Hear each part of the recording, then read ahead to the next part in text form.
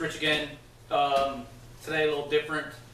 I have a couple actually, more than these two, but people were writing in, commenting, asking questions, and I just want to fill in and answer their questions the best I can and use it for an actual video tip was a suggestion they had.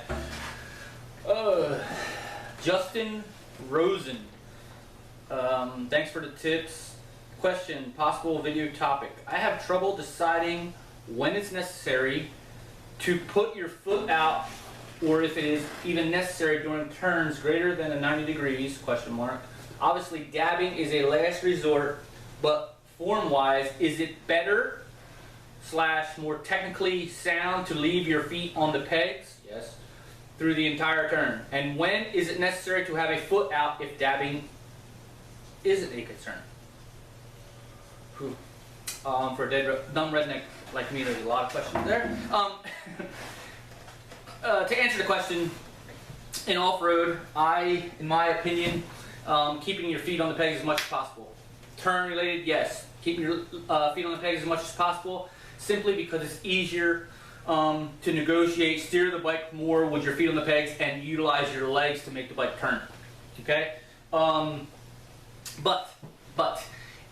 Depends on the turn. If it's a moto style turn where there's no tree on the inside and the lean angle of the motorcycle, maybe the foot peg is actually close to the ground, therefore your foot may be close to the ground, and therefore also easy for your foot to get ripped off the peg and then you towards the back of the bike, or twist your knee and twist your ankle. Been there, done that. Then, you know, so reading trail, you got to be able to look ahead and say, okay, there's a turn coming up where I can lean the bike over, and foot peg will possibly be really close to the ground. You want to pull your foot off, obviously, and put your leg out. The thing is, though, make sure that, you know, I always say, okay, put your foot out, but it's more, understand too that obviously your foot's not going to get caught on the ground when it's up here, but it also puts weight on the front wheel, which is needed in a lot of turns like that. Your butt, which I've also stressed in a lot of my videos as far as turns, your butt's forward to weight the front end, your torso is relaxed, and that's very important as far as putting your leg out, because a lot of people want to stay up here. But if you can sit on your motorcycle next time you're out in the garage and put your leg up as high as you can and lean forward, it's kind of hard. Butt forward to put weight on the front end and relax the torso. Easier to keep your leg higher. Okay? But in most cases in off-road, in my opinion, leg comes out, but it stays close to the bike right here. I don't like this just because it's kind of heavy, awkward, and sometimes it's like trying to hold it up there. Plus you just got big riding boots on there, they're kind of heavy. And the other thing is if it's a rutted turn. A rutted turn is another opportunity for your foot to get ripped off the foot pegs. So keeping your foot up and putting your leg out for the turn is definitely an option and definitely something that you should do. Keep your feet on the pegs as much as possible, but if it's rutted or more of a moto style turn, that's where you want to put your leg out forward, putting weight on the front end.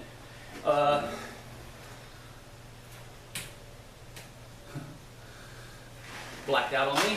Next question. Tactician is this guy's YouTube screen name, I guess. I don't know. Tactician. Thanks for the tips.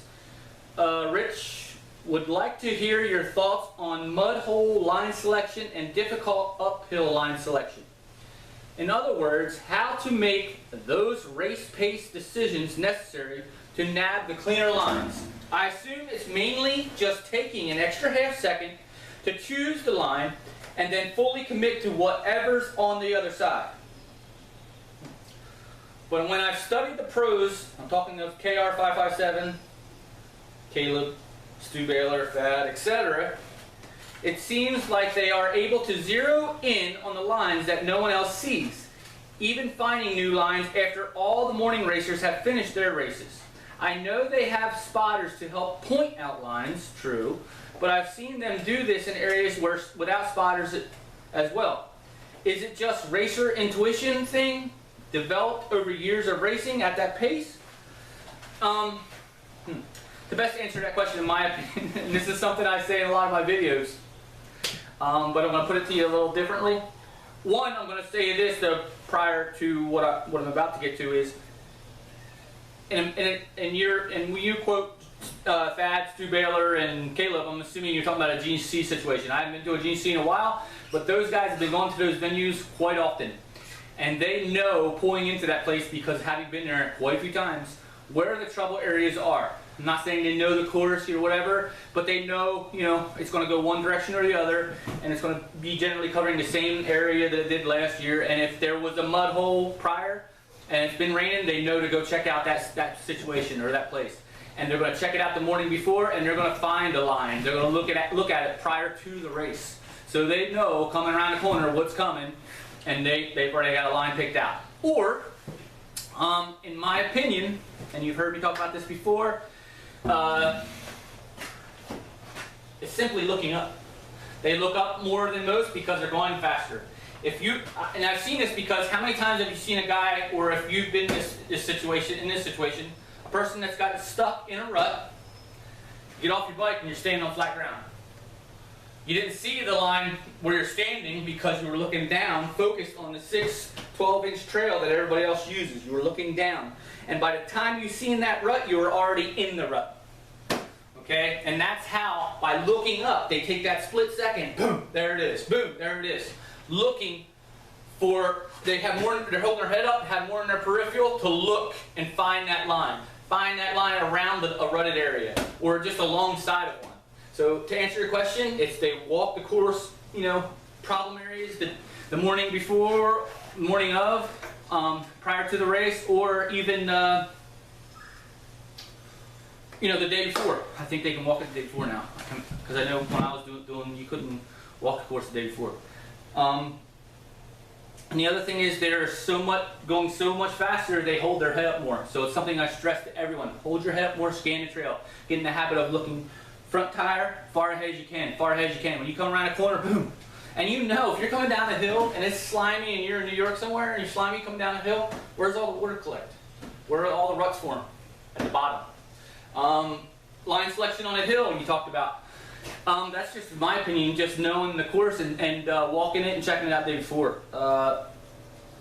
And just looking ahead. Like again, I know it's tough sometimes because when you rake to the bottom of the hill, the tree coverage is usually covering the hill, so you can't really see. So that makes it tough. But you definitely just got to stress that look up to find that line. And I always think just trying to stay 6 to 8 inches off the line with your wheel print better puts you in a better situation to avoid that rut or to avoid that problem area. So this is my answer to both those questions. I hope this helped. Please keep them coming, and I'll answer them the best I can. Thank you all. I always try and part with something. Something my mom reminded me of, and 44, and I still have to be reminded of it. And a very unique woman, and who's an angel in my opinion. Treat people like you want to be treated. And I haven't always done this, and but just try and remember to treat people like you want to be treated. So, thanks. See you.